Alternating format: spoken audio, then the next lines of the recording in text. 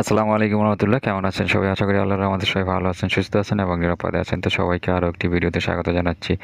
আজকে ভিডিওতে এনটিএসসি সম্পর্কিত খুবই গুরুত্বপূর্ণ কিছু তথ্য দিব আপনাদের। তো যারা ভিডিওটা প্লে করছেন সবার কাছে রিকোয়েস্ট সম্পূর্ণ দেখবেন। আর যারা আমার চ্যানেলে নতুন, প্লিজ চ্যানেলটি সাবস্ক্রাইব করে পাশে বেল আইকনে ক্লিক করে দিবেন। তো আমরা ইতিমধ্যে আপনাদের জানিয়েছি বা আপনারাও জানেন যে বর্তমানে নন এমপিও যে সকল শিক্ষা প্রতিষ্ঠান আছে ওই সমস্ত শিক্ষা প্রতিষ্ঠানগুলোকে একযোগে এমপিওভুক্ত ঘোষণা করার জন্য ওই সমস্ত শিক্ষা প্রতিষ্ঠানে যারা শিক্ষক আছেন তারা আন্দোলন করছেন এবং এখনও তারা আন্দোলনটি করে যাচ্ছেন। তো এই সম্পর্কে সর্বশেষ যে তথ্যটি আছে সেটা আমি আপনাদের মাঝে শেয়ার করি। দ্য ডেইলি ক্যাম্পাস পত্রিকায় নিউজটা আছে যে এমপিওভুক্তির দাবিতে শিক্ষকদের অবস্থানের ষষ্ঠ দিন, বিভিন্ন মহলের সমর্থন বাড়ছে। আজকে হচ্ছে 7 দিন চলতেছে এই আন্দোলনটার।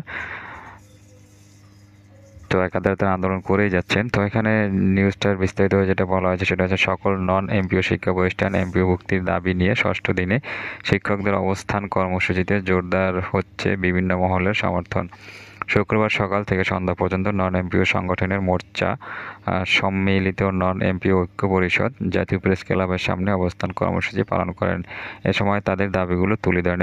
এখন পর্যন্ত তাদের এই অবস্থান কর্মসূচিতে সংহতি জানায় গণসংহতি আন্দোলনের প্রধান সমন্বয়ক জুনায়েদ সাকি, বাংলাদেশ জামাত ইসলামের নায়েবে আমির ও সাবেক সংসদ সদস্য সৈয়দ আবদুল্লাহ মোহাম্মদ তাহের, জামাত ইসলামের সেক্রেটারি জেনারেল, সহকারী সেক্রেটারি জেনারেল রফিকুল ইসলাম, ঢাকা মহানগরের আমির নুরুল ইসলাম বুলবুল, ঢাকা মহানগর দক্ষিণের সেক্রেটারি জেনারেল শফিকুল ইসলাম মাসুদ, ইসলামী ছাত্র শিবিরের কেন্দ্রীয় শিক্ষা বিষয়ক সম্পাদক আব্দুল মোহামেনুল, বৈষম্য বিরোধী ছাত্র আন্দোলনের কেন্দ্রীয় সমন্বয়ক ও মুখপাত্র উমামা ফাতেমা।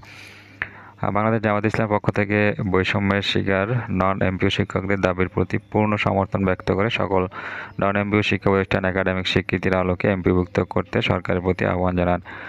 কর্মসূচির শিক্ষক নেতৃবৃন্দ বলেন, শিক্ষা প্রতিষ্ঠান এমপিওভুক্তি একটি চলমান প্রক্রিয়া। প্রতি বছর এমপিওভুক্তির জন্য আবেদন নেওয়া হবে। কিন্তু দুঃখের বিষয় হচ্ছে গত 4 বছরে কোনো আবেদন নেওয়া হয়নি। 2025 সালে যদি আবেদন না নেওয়া হয় তাহলে অনেক শিক্ষা প্রতিষ্ঠান বন্ধ হয়ে যাবে। কারণ দীর্ঘ 20 থেকে 25 বছর ধরে বিনা বেতনে কেউ চাকরি করতে পারে না। তারা নন-এমপিও শিক্ষা প্রতিষ্ঠানের শিক্ষক কর্মচারীদের সামাজিক মর্যাদা, সীমাহীন কষ্টের কথা চিন্তা করে বিগত ফ্যাসিস্ট সরকারের এমপিও নীতিমালা 2021 বাতিল করে স্বীকৃতি একমাত্র শিক্ষা প্রতিষ্ঠান এমপিওর নীতিমালা কার্যক্রম করে সকল নন এমপিও শিক্ষা প্রতিষ্ঠান, স্কুল, কলেজ, মাদ্রাসা, ভোকেশনাল, কৃষি, ডিগ্রি কলেজ একযোগে এমপিওভুক্ত করার দাবি জানান। ঢাকা বিশ্ববিদ্যালয় ছাত্রদলের সাবেক আহ্বায়ক ও বিএনপি জাতীয় নির্বাহী কমিটির সদস্য মোহাম্মদ আব্দুল মতিন এমপিও শিক্ষকদের দাবির প্রতি সংহতি জানিয়ে বলেন, নন এমপিও শিক্ষকরা দীর্ঘ 15 থেকে 20 বছর যাবৎ আন্দোলন সংগ্রাম করে আছে। বিগত ফ্যাসিবাদী সরকার তাদের দাবির প্রতি কর্ণপাত না করলেও আমরা আশা করব 24-এর ছাত্র জনতার বিপ্লবের পর গঠিত অন্তর্বর্তীকালীন সরকার নন এমপিও শিক্ষকদের ন্যায্য দাবি মেনে নেবে। কর্মসূচিতে শিক্ষক নেতৃবৃন্দ বলেন, শিক্ষা প্রতিষ্ঠান এমপিওভুক্তি একটি চলমান প্রক্রিয়া। প্রতি বছর এমপিওভুক্তির জন্য আবেদন নেওয়া হবে। কিন্তু দুঃখের বিষয় হচ্ছে গত 4 বছরে কোনো আবেদন নেওয়া হয়নি। 2025 সালে যদি আবেদন না নেওয়া হয় তাহলে অনেক শিক্ষা প্রতিষ্ঠান বন্ধ হয়ে যাবে। তো আমরা জানি সারা দেশে এরকম অনেক শিক্ষা প্রতিষ্ঠান আছে যেগুলো নন এমপিও, মানে সরকার থেকে তাদের কোনো বেতন দেওয়া হয় না, তারপরে প্রতিষ্ঠানগুলো চলছে।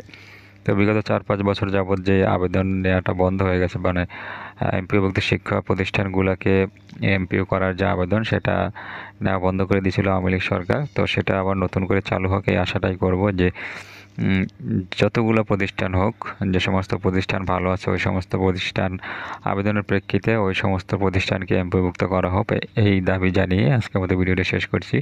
সবাই ভালো থাকেন, সুস্থ থাকেন এবং নিরাপদে থাকেন এই প্রত্যাশা। আল্লাহ হাফেজ।